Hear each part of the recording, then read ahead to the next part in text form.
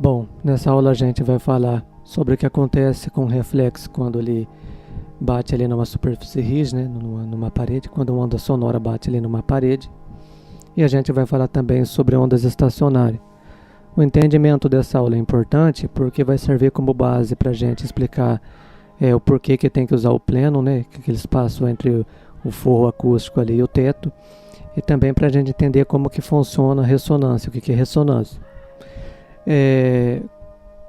Quando uma onda encontra uma parede, né, vamos imaginar aqui, por exemplo, um alto-falante aqui, né, ele está gerando aqui uma compressão, uma rarefação da esquerda para a direita, e aqui tem uma superfície rígida. Quando essa onda se choca aqui, ela volta no sentido contrário, conforme a gente pode ver nessa animação. Então vamos observá-la. O alto-falante criou aqui essa compressão e essa rarefação. Quando elas chocam na parede, elas apenas mudam de direção, certo? Aqui a gente pode ver essa ilustração do vetor de direção dessas moléculas. Elas estão indo em direção à esquerda, elas estão indo em direção à direita, bate nessa superfície rígida e agora vão em direção à esquerda. Para quem ficou curioso com esse gráfico aqui, esse gráfico de cima, essa senoide para cima está indicando o deslocamento da esquerda para a direita, e quando ela está para baixo, ela está indicando um deslocamento da direita para a esquerda. Mesma coisa aqui embaixo, esse gráfico de velocidade. Nesses picos mais altos, eu tenho o mínimo de velocidade, mínimo de deslocamento, e próximo aí ao ponto de equilíbrio, eu tenho o máximo aí de deslocamento, o máximo de velocidade, conforme a gente falou isso lá na aula sobre como o alto-falante reproduz as ondas sonoras. E da mesma forma, a senoide para cima indica um deslocamento da esquerda para a direita e a senoide para baixo indica um deslocamento da direita para a esquerda, que é o que está acontecendo aqui, a partir do ponto de equilíbrio. Essas moléculas se movem da esquerda para a direita,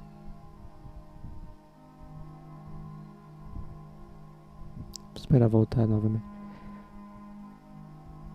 Aqui, a partir do ponto de equilíbrio, ela se move da esquerda para a direita e aqui da direita para a esquerda, conforme a gente pode ver na ilustração, que é o que esse gráfico aqui está mostrando, certo? Ilustração não, animação. E aqui embaixo é o gráfico de pressão.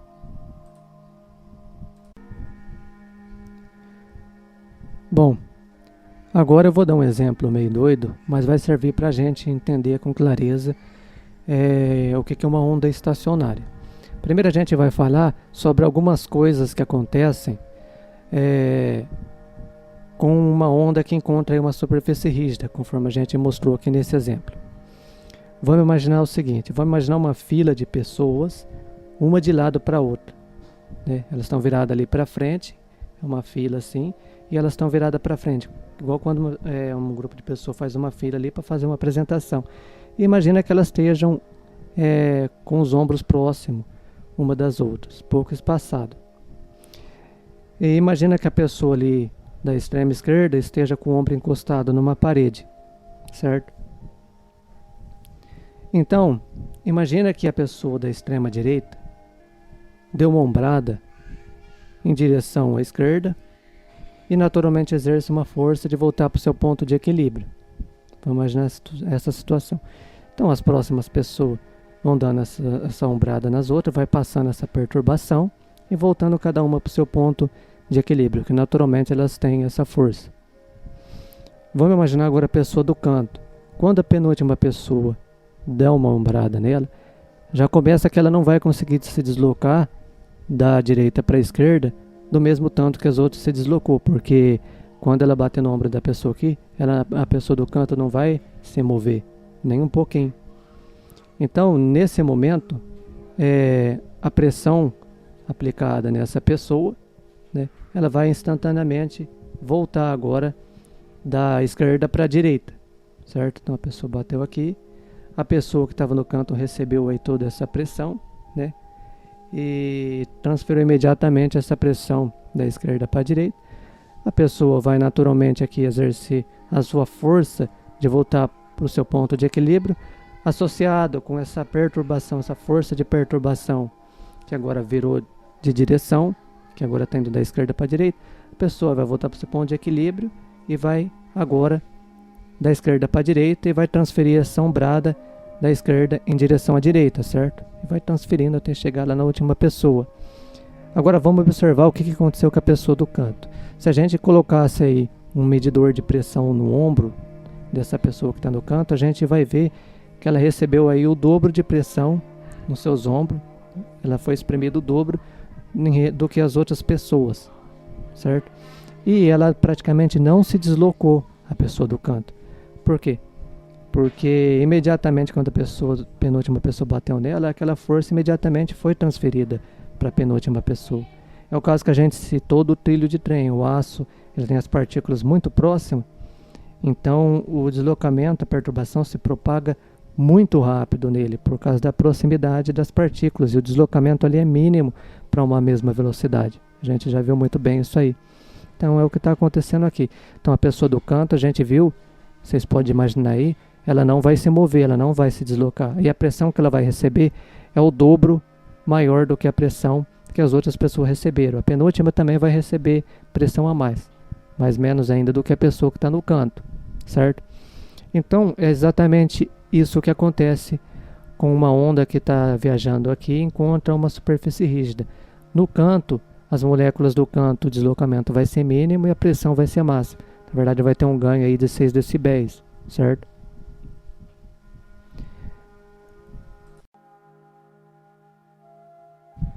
Bom, agora aqui eu vou citar outro exemplo.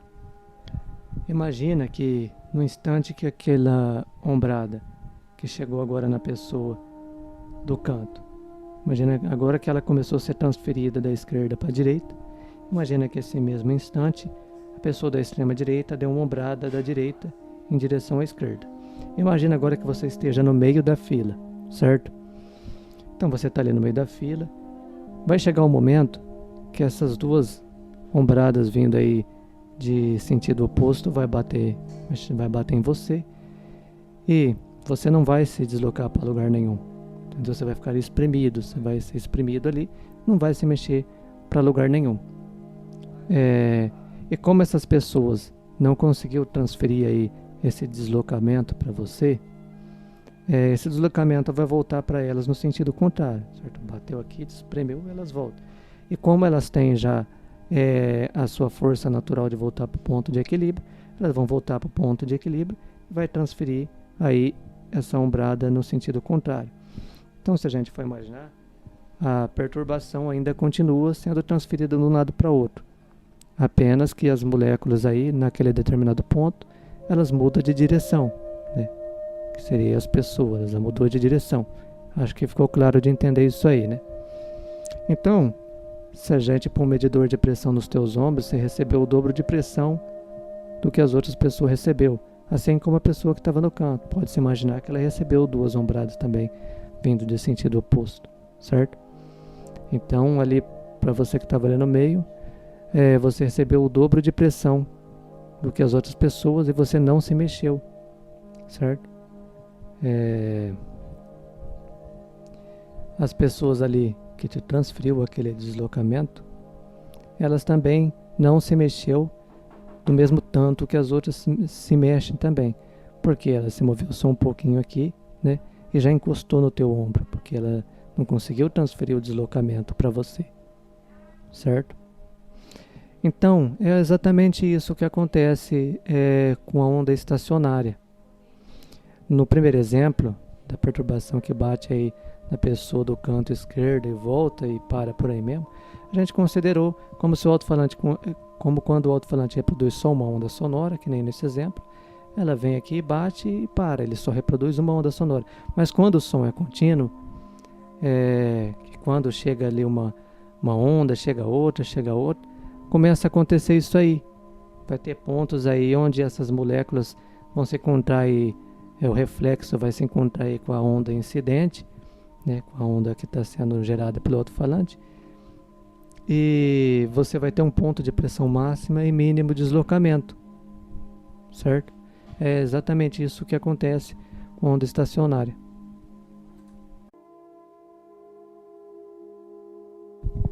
Bom, Agora a gente vai ver aqui uma animação que vai mostrar aí a formação dessa onda estacionária.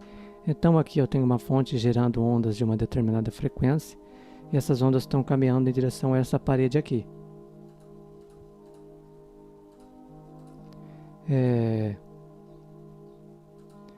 Quando essa onda se choca aqui na parede, vamos chamar essa onda aqui que está vindo da fonte de onda incidente e essa em azul de onda refletida. E aqui esse pontilhado está me mostrando aqui a soma dessas duas ondas. Então observa, elas vão se somando, né?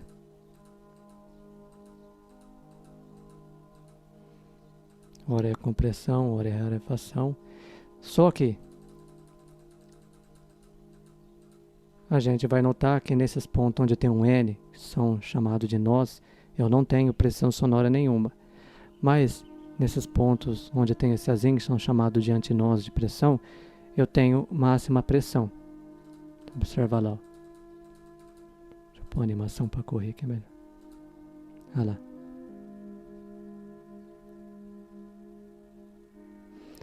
Então, a onda incidente com a onda refletida, que está voltando no sentido contrário, gerou aqui a onda estacionária. Que é que nem no nosso exemplo, no canto, por exemplo, eu vou ter o máximo de pressão. A pessoa que estava lá no cantinho recebeu o dobro de pressão, né, do que as outras recebeu, por exemplo. Que é o que a gente vê aqui, por exemplo. Aqui eu tenho uma fonte, aqui eu tenho uma superfície rígida. Entre essa fonte e essa superfície rígida, apareceu uma onda estacionária. Que a gente vê aqui, ó, por exemplo, onde eu estou com o mouse posicionado, oscila ali entre compressão e rarefação. Eu estou com o mouse posicionado num antinó de pressão, que é esses pontos onde eu tenho grande variação de pressão. Aonde eu estou posicionado o meu mouse aqui agora, por exemplo, nota que só fica esse verde fosco aí, porque eu estou com o mouse posicionado num nó de pressão, onde eu nunca tenho pressão sonora. Então, se eu ponho, por exemplo, um decibelímetro aqui, ele vai me mostrar uma pressão grande. Se eu ponho aqui nesse fosco, ele não vai me mostrar pressão sonora nenhuma. Já para esse lado, as ondas estão se propagando livremente. Então, se eu ponho meu decibelímetro, vai passar ali uma rarefação, uma compressão, uma rarefação, uma compressão, ele vai mostrar ali o SPL aí dessas ondas, certo?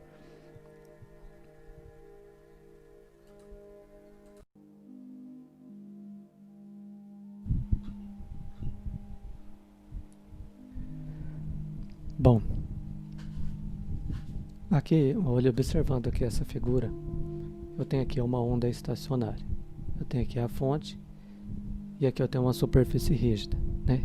Vamos ver agora o padrão de pressão, né, e o padrão de deslocamento que vai existir aí numa onda sonora. Esse gráfico de cima mostra o padrão de pressão que vai ocorrer nessa onda sonora que tem entre essa fonte e essa superfície rígida. A gente nota que no canto, como foi exemplificado aí para a pessoa que está no canto, eu vou ter um máximo de pressão e um mínimo de deslocamento. No caso da onda sonora, 1/4 do canto, eu vou ter o máximo de deslocamento e o mínimo de pressão. No meio comprimento de onda, eu vou ter o mínimo de deslocamento e o máximo de pressão, conforme a gente exemplificou lá no nosso exemplo da ombrada lá. Então guarda bem aqui essa informação aqui, de onde vai existir os máximos de pressão e os máximos de deslocamento, que a gente vai usar isso aí para falar de plenum e de ressonância. Bom, o nosso exemplo dessa ombrada, a gente poderia tratar que isso seria uma compressão. Para a gente imaginar uma rarefação, a gente tem que imaginar que a pessoa da extrema direita, agora, em vez de empurrar da direita para a esquerda, ele está puxando da esquerda para a direita. Então ele está lá paradinho e de repente, essas pessoas estão todas de mão dada e de repente ele dá um puxão da esquerda em direção à direita e consequentemente cada pessoa vai puxando uma outra e voltando cada uma para os seus pontos de equilíbrio, que seria no caso uma força natural delas. Quando chegar na pessoa, quando a penúltima tentar puxar a pessoa que está encostada na parede, segurando ali na parede, o que vai acontecer? Ela vai tentar puxar essa pessoa da esquerda para a direita, não vai conseguir, e ela mesma vai ir da direita para a esquerda. Então agora esse puxamento aí, ele vai sendo propagado aí da direita para a esquerda, ao longo aí em direção à direita, certo? Ficou claro isso aí? Então esse exemplo seria aí uma rarefação, certo? No nosso caso, no caso da onda sonora, ela é composta aí de compressão até um ponto de equilíbrio, ela tem uma rarefação. Então, exemplificar isso com uma fila seria um tanto complexo, né? Porque você teria que imaginar, por exemplo, não que você está no começo da fila, porque as moléculas são ali todas interligadas, vamos dizer que ela tenha uma ligação ali infinita, né? Em todo lugar do meu espaço elas estão interligadas. Então você teria que imaginar que você está começando do meio da fila, porque as moléculas atrás de você, no caso as pessoas atrás de você iria ajudar a equilibrar as outras. Você teria que imaginar que você está empurrando as pessoas mais rápido do que elas conseguem se deslocar, certo? Então algumas pessoas vai passando para trás de você, por exemplo, e vai ter um ajuntamento aí para frente da fila, né? E depois, quando tem aquele ajuntamento, né, que seria essa compressão, você vai puxar para trás, aí algumas vão chegar a ficar em pés, né? As forças vão equilibrar elas, força contrária, e depois vou ter uma rarefação. Então já imaginou a complexidade de representar isso com uma fila? É quase impossível, né? Mas só com esse exemplo aí da compressão fica muito claro a gente entender a questão do deslocamento e da pressão, que é o que importa para nós entender, certo? Agora a gente vai ver uma animação que eu acredito que vai ser esclarecedora aí sobre a questão da onda estacionária. Aqui eu tenho uma fonte, né? Que no caso é um pistão, né? Mas vamos imaginar que isso aqui é um alto-falante, né? Aqui eu tenho uma fonte que está gerando ondas sonoras de uma certa frequência, né? Para essa direção. Aqui eu tenho uma superfície rígida, né? Então vai existir ali a onda estacionária, conforme a gente viu aqui nessa animação. Cadê? Então aqui foi gerada a minha onda estacionária. Esse gráfico aqui, ele está me mostrando aqui o padrão de deslocamento que vai existir nessa onda estacionária. Pega, por exemplo, essa molécula aqui. A gente nota que ela praticamente não se mexe. Aqui no gráfico de deslocamento, ela praticamente não se mexe. Seria, por exemplo, a pessoa que está no meio da fila ou no canto. Praticamente ela não se mexe. E se a gente observar, chega forças espremendo ela e puxando ela dos dois lados. Então ela tem um máximo de pressão e o mínimo de deslocamento, certo? Aqui, por exemplo, eu tenho um ponto de máximo deslocamento e de mínima pressão. Para nós explicar isso no caso da fila, conforme já foi falado, seria uma representação muito difícil. Mas a gente vê isso aqui ocorrendo aqui na onda, nessa animação aqui, na onda estacionária. Então aqui eu tenho um ponto de deslocamento, a gente vê que não tem pressão sonora nenhuma aqui. Aqui elas só estão caminhando de um lado para o outro, certo? Então exatamente bem num certo ponto aqui eu não vou ter pressão sonora nenhuma e vou ter um máximo aí de deslocamento. Então esse aqui é o padrão que vai existir aí numa onda estacionária, né? Eu espero que essa aula sobre ondas estacionárias tenha ficado aí bastante clara aí com a ajuda dessas animações aí e do nosso exemplo aí das ombradas também, que eu creio que dá para entender muito bem aí a questão do deslocamento e da pressão. Então fica por aí essa aula.